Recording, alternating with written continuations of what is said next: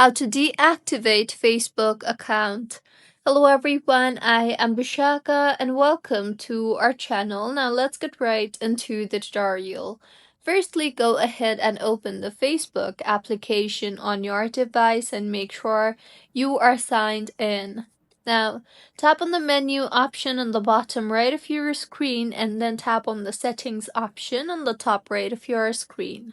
Here, you will be led to settings and privacy, so tap on the see more in account center option you see there, and then under the account settings tab you will see the option for personal details.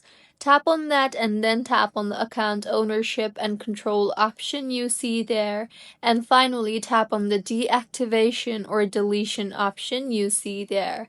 Further, go ahead and select the profile that you want to deactivate and then tap on the deactivate radio button and then tap on the continue button.